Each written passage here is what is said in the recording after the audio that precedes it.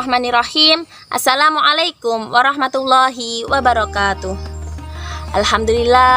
Alhamdulillahirabbil alamin wa bihi nasta'inu ala umuri dunya waddin. Wassalatu wassalamu ala asrofil anbiya'i wal mursalin wa ala alihi wa ashabihi ajma'in, amma ba'du. Pertama, marilah kita panjatkan puji syukur kehadirat Allah Subhanahu wa Ta'ala yang telah melimpahkan rahmat, taufik, hidayah serta inayahnya kepada kita semua, sehingga pada kesempatan ini kita dapat berjumpa lagi dalam acara Karomah Kultum Ramadan SD Aisyah Ngereh dalam keadaan yang berbahagia. Kedua kalinya sholawat serta salam tetap tercurah limpahkan kepada junjungan kita Nabi Agung Muhammad Sallallahu Alaihi Wasallam yang kita nantikan syafaatnya miyaumina hadza ila yaumil qiyamah. Sahabat Aiker yang dirahmati Allah Subhanahu wa Ta'ala dan pemirsa Karomah dimanapun Anda berada, pada kesempatan kali ini saya akan membawakan dengan tema kisah keteladanan Nabi Ibrahim dan mukjizatnya. Sahabat Aiker yang dirahmati Allah Subhanahu wa Ta'ala dan pemirsa Karomah dimanapun Anda berada, dalam Quran surat An-Nahl ayat 120 Allah berfirman, A'udzu billahi minasyaitonir rajim. Bismillahirrahmanirrahim. Inna Ibrahim kana ummatan qanitan lillahi hanifa walam yaku minal musyrikin, yang artinya sesungguhnya Ibrahim adalah imam atau sosok panutan yang patuh kepada Allah, yang hanif atau yang lurus, dan bukan termasuk orang-orang yang musyrik. Sahabat Aiker yang dirahmati Allah Subhanahu wa Ta'ala dan pemirsa Karomah dimanapun Anda berada, Nabi Ibrahim alaihi salam yaitu disebut juga dengan bapaknya para nabi atau disebut juga dengan Abul Anbiya. Karena apa? Karena 19 dari keturunannya dari 25 nabi yang disebutkan dalam Al-Quran itu adalah keturunannya Nabi Ibrahim, seperti Nabi Muhammad, Nabi Musa, Nabi Daud, Nabi Ismail, Ishak, Nabi Sulaiman, dan lain-lain. Yang kedua, Nabi Ibrahim alaihi salam juga mendapatkan julukan keistimewaan yaitu Khalilullah atau kekasihnya Allah. Nabi Ibrahim alaihi salam sangat disayangi oleh Allah Subhanahu wa Ta'ala. Selanjutnya yaitu Nabi Ibrahim juga mendapatkan julukan Al-Mustafa atau manusia yang terbaik. Ada lagi yaitu Nabi Ibrahim juga termasuk salah satu nabi yang mendapatkan julukan Ulul Azmi atau nabi yang memiliki keteguhan atau kesabaran hati yang luar biasa. Sahabat Aiker yang dirahmati Allah Subhanahu wa Ta'ala, apakah kalian tahu hanya Nabi Ibrahim yang selalu kita sebut dalam sholat selain Nabi Muhammad Sallallahu Alaihi Wasallam?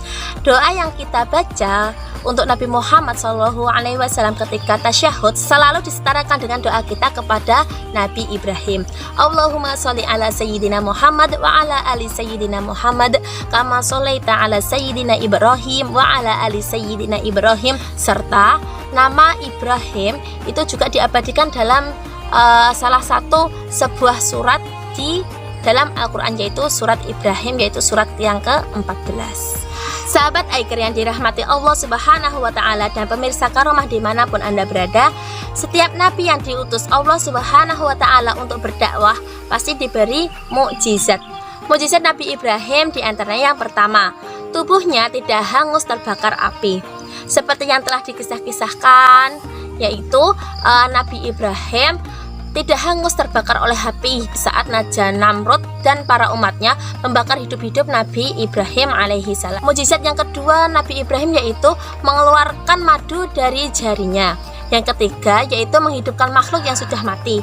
Dan yang keempat yaitu orang yang pertama membangun Ka'bah. Sahabat Aiker yang dirahmati Allah Subhanahu wa Ta'ala dan pemirsa Karomah dimanapun Anda berada, hikmah atau keteladanan dari Nabi Ibrahim alaihi salam yaitu yang pertama, Nabi Ibrahim selalu mengajarkan kepada kita untuk terus memurnikan keimanan kepada Allah, termasuk dengan mengasah logika untuk meneguhkannya.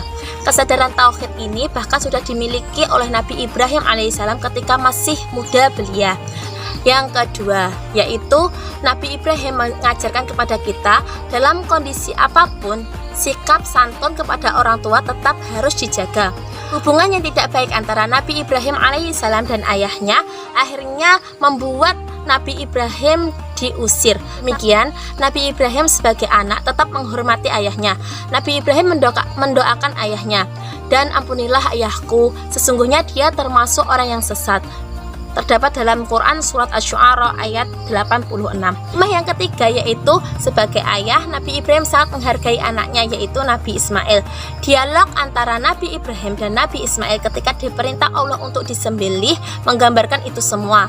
Namun tidak serta-merta Nabi Ibrahim melakukannya, ia meminta pendapat terlebih dahulu kepada Nabi Ismail. Hikmah yang keempat yaitu Nabi Ibrahim alaihissalam mencontohkan keikhlasan untuk mengorbankan anaknya yang dicintainya di jalan Allah Subhanahu wa Ta'ala. Kita bisa membayangkan bahwasanya betapa besar rasa kasih sayangnya Nabi Ibrahim terhadap putranya setelah 86 tahun penantian. Sahabat Aikir yang dirahmati Allah Subhanahu wa Ta'ala dan pemirsa Karomah dimanapun Anda berada, tentu masih banyak pelajaran yang dapat kita teladani dalam kisah Nabi Ibrahim alaihissalam. Di akhir ini mari kita simpulkan bahwasanya yang pertama, kita sebagai hamba Allah, kita belajar untuk selalu memurnikan dan meneguhkan iman kita. Kita juga belajar keikhlasan dalam mengorbankan sesuatu yang kita cintai. Yang kedua, sebagai anak, kita belajar untuk tetap menghormati dan mendoakan orang tua dalam kondisi apapun. Yang ketiga, sebagai orang tua, kita belajar untuk menghargai anak dan mendengarkan pendapatnya. Yang keempat, sebagai pendahulu, kita belajar untuk peduli dengan masa depan keturunan kita dari sisi iman tapi juga dari segi kesejahteraan. Mari momentum Ramadan ini kita jadikan untuk memperbaiki diri. Semoga dengan pertolongan Allah Subhanahu wa Ta'ala kita selalu merasa ringan dan mudah dalam mengikuti teladan yang diberikan oleh Nabi Ibrahim. Sekian yang dapat saya sampaikan. Apabila ada perkataan yang kurang berkenan, mohon maaf yang sebesar-besarnya. Akhiran wabillahi taufik wal hidayah. Wassalamualaikum warahmatullahi wabarakatuh.